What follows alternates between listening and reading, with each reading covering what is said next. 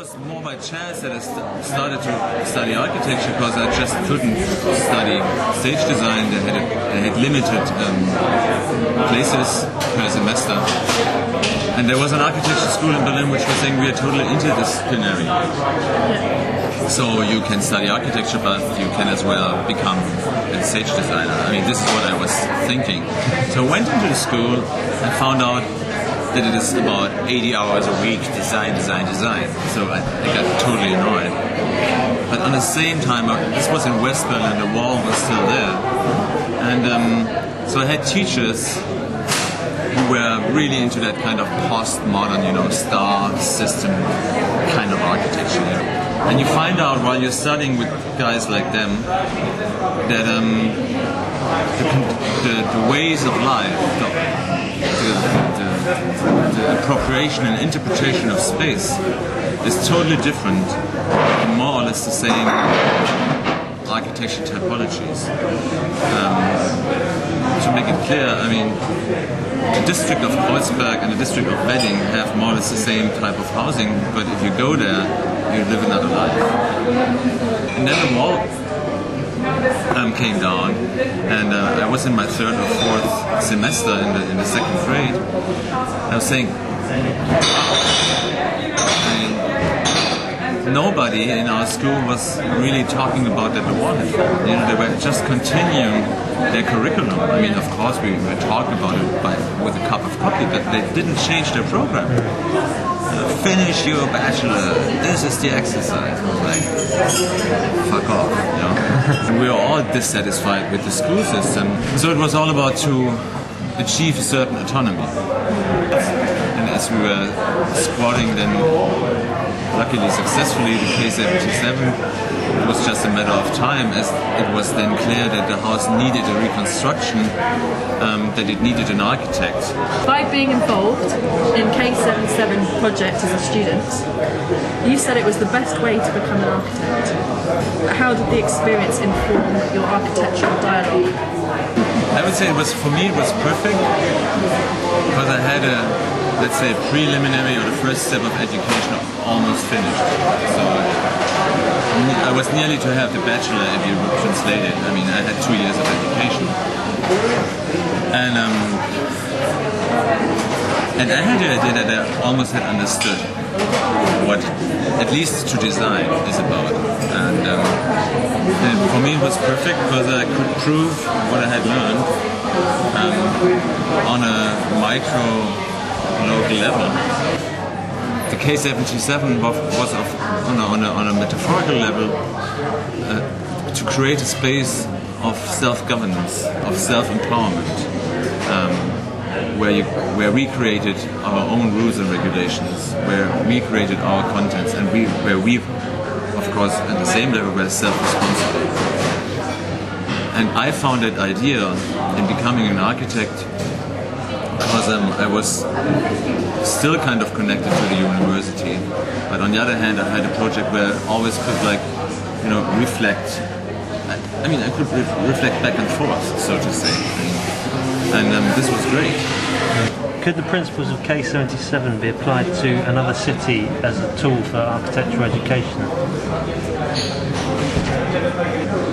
I think so, yeah. Yeah, let's try to sum it up. I mean, the project was, in my concern, such a successful cause. We were a group before we did Squat the House. So our first purpose coming together was not to make a project on the long run. So we had 2 years of time where we worked as, let's say, an interdisciplinary group of artists, architects and others, which was really necessary because we experienced our ideas, our modes of work, and of course parallel to that, friendships and love affairs. No, really. So we not just were learning how we work, we were also learning to trust each other. So, second is that we were pretty clear that we want a piece of land for a long run. And this I would say you can go in any city of the world. Of course, the conditions to get such a place are different. But yeah, it's possible. Have you heard of Park Hill, which is in Sheffield, just behind the train station? I heard about it, yeah. Yeah. Not been there, unfortunately. You'll be going there, no doubt. I have to go there. Okay. Okay, I'll just run. It was described as Streets in the Sky. Initially a very popular and successful project. However, due to change in social climate and the deterioration of the building, the estate became less popular and more affected by crime. The few remaining tenants of Park Hill have been cleared out by the local council, and it has been redeveloped into city living apartments, or you could say top-down architecture.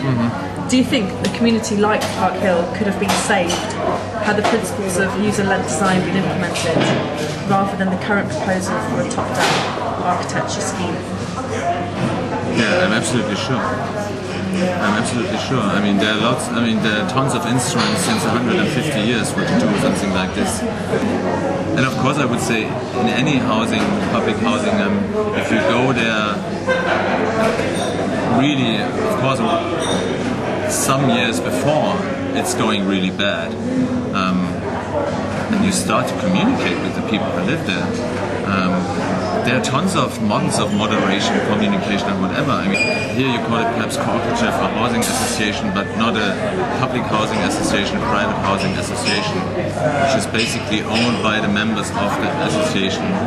And this is a model which is in Germany and in Swiss and in Austria pretty strong. I don't know about here or in France.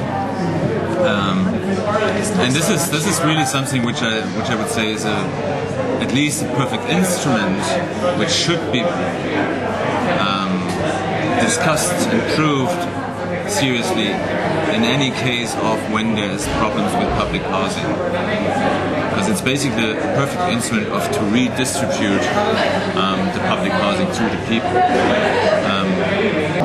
It's something at least we should really know about as architects to be able to argue against such things at Park Hill.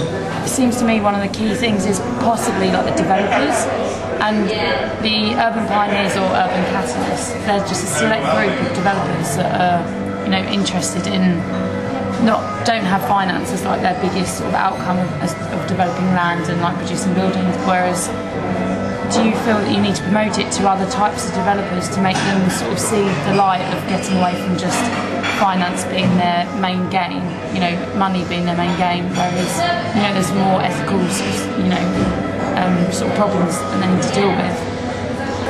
I don't have any big hope that the private developers who are active in Berlin are kind of, there may be one or the other, small one who has some money, but I wouldn't consider him or her as a developer. There might be people who want to spend private capital, but that's not a developer for me. Sure. But the major developers, I don't want to convince them at all. I'm just not interested in them because I don't believe a minute in what they say.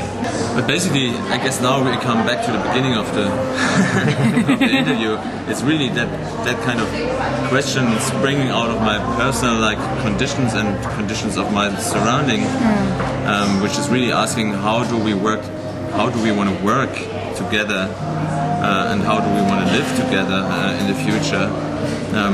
Is really asking what kind of communities do we want to have, and not just social, cultural, but also economical communities. What I think is that more and more working, in these small particularities, in that kind of network, whatever kind of systems, that's just not enough. And there are questions we really need to discuss, and then speak again in the architectural level where and this is what I think we are really great in, that we are able, we learn that there are different scales, and there is the very personal, the one-to-one scale, so to say, the desk, but there's also the scale, 1 to 10,000 scale. And let's say this is the society, this is the German society, and they belong together, spatially, but also politically, socially, etc., etc. And if I see that in that scale, some scale is not being discussed, I get nervous. Be it Mathias Heyden, or be it as a private person, or be it as an architect.